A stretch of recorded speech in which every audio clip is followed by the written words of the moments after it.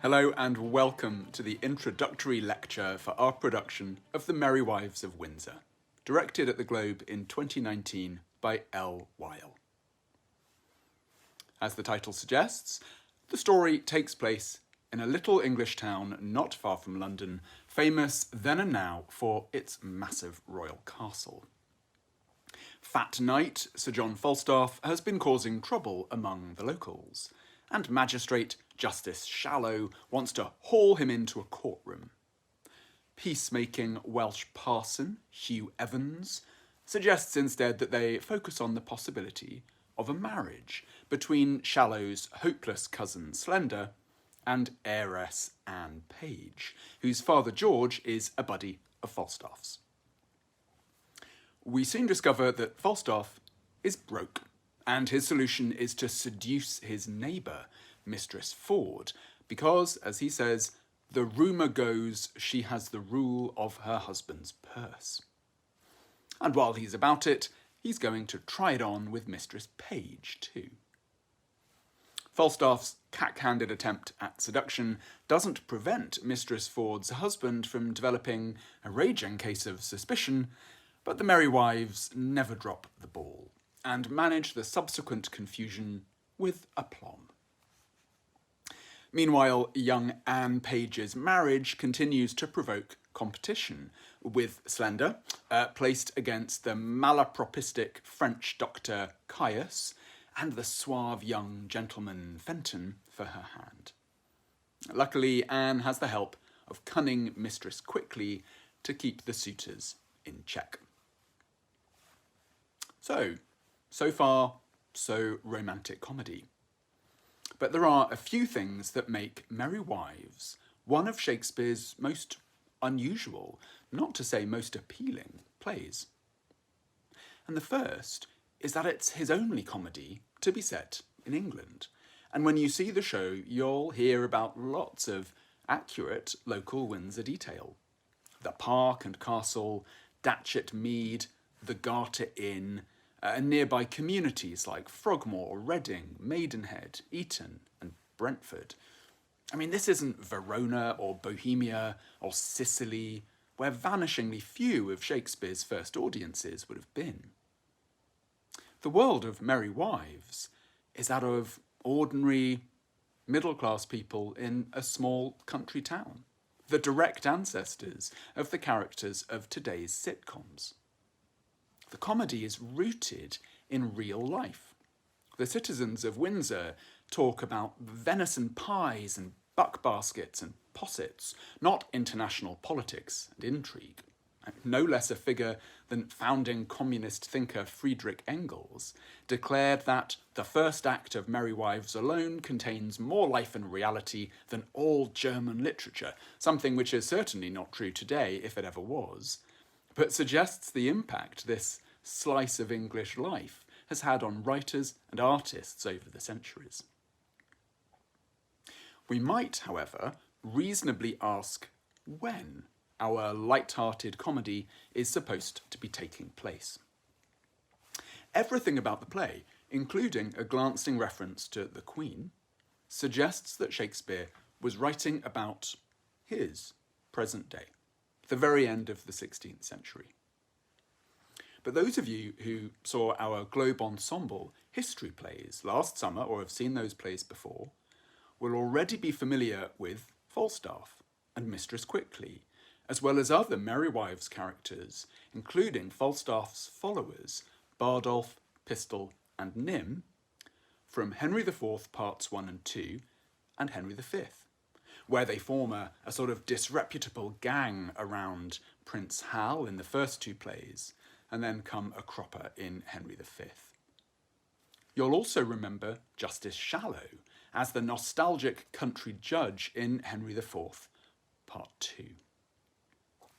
6 of the Merry Wives' principles seem therefore to anchor us in the civil war-torn killing fields of the early 15th century, nearly 200 years before Shakespeare seems to set his sunny comedy. As a different sort of stock character might say, this seems like a fairly major rift in the space-time continuum. It all threatens to get terribly confusing. Falstaff seems not yet to know Mistress Quickly, with whom he evidently enjoyed a long relationship in the histories. And it's the well-connected modern gentleman Master Fenton who is said to have kept company with the wild Prince Hal and Poins. That's one of the play's only explicit references to the world of the histories, and it's attached to a new character who didn't even appear in them. Now, I suspect if we seek for watertight logic, we're going to be disappointed. Maybe it makes more sense to think about the play as a bit like a Marvel or Star Wars franchise in which the story takes place in a flexible narrative universe established by prior fictions.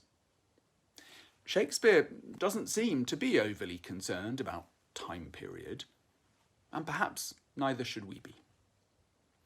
Merry Wives actually offers particularly wide scope for situational reimagining. Director Elle Weil has set her production in the 1930s, a time when one of the play's generic descendants, Hollywood screwball comedy, was flourishing on screen. The play's unusual repurposing of pre-existing characters helps to explain one of the wackiest stories that's become attached to it. Since the 18th century, critics and commentators have repeated the claim that the play was personally commissioned by Queen Elizabeth I, because it said she wanted to see Sir John Falstaff in love, and Shakespeare dashed it off in a few days to please his monarch. Despite the implausibility of this tale, there is no evidence of such a commission, and we might note that Falstaff isn't actually in love with Mistresses Ford and Page. It's proven very difficult to shake off. It's almost certainly not true, but I think it's a fascinating piece of fakery, as it reflects a determination to associate the play, and by extension Falstaff as the comic central role, with glamorous court culture and with the tastes of royalty, rather than the environment Merry Wives actually celebrates, that of ordinary life in a provincial English town. As you'll see, very little about the play celebrates the values of court culture. If anyone is a representative of the elite in Merry Wives, it's Falstaff, a knight of the realm, and he is the worm in the bud of an otherwise harmonious and well-ordered society. At the end of the play, Falstaff has lost any high society lustre that he might have started with. We really get a sense of Falstaff's compromised position in Act 4, Scene 4. Falstaff's landlord, the host of the Garter Inn, the closest Falstaff will ever get to that noble order, shows us the extent of his landed estate.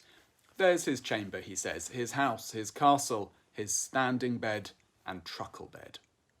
So it's from this rather squalid bedsit that Falstaff sallies forth in utter self-belief to seduce the respectable wives of the town. And he is variously humiliated, assaulted, drenched, and finally publicly shamed in a truly creative act of trickery and exposure. I think it's precisely Falstaff's embarrassing fall that explains the hokey story about Queen Elizabeth's commission. You see, Shakespeare experts fell out of love with Merry Wives in the 18th century, although it's always been popular with audiences. The mostly male critical establishment was uncomfortable with the idea of Shakespeare's greatest comic creation being bested by a pair of bourgeois provincial women. It's probably a coincidence that the story about the Queen only started doing the rounds once critical opinion had turned against the play as something not fitted to the cosmic genius of the great man of dramatic letters. But the idea of a commission from royalty, responded to by Shakespeare in haste and without much enthusiasm, became an excuse for the play's perceived ethical flaws. But it's precisely that refreshing power balance that's the focus of current criticism and appreciation, much of it coming from feminist scholarship. The play has been called a feminist citizen revenge comedy by the academic Susan Gushy O'Malley, and in that analysis she's combined elements of two different early modern dramatic genres, citizen comedy and revenge tragedy, and suggests that the play radicalises both through its focus on the role of women in the society of Windsor and the power and influence those women have to order their society as they see fit. After years of critical condescension, then, the play is finally getting the sort of love from scholars that it's always received from satisfied audiences. Thank you so much for watching and enjoy our show. The Globe is temporarily closed, but our hearts and minds are open. We don't receive any regular government subsidy, so please donate if you can to help us continue to share Shakespeare's gift of stories in this wooden O.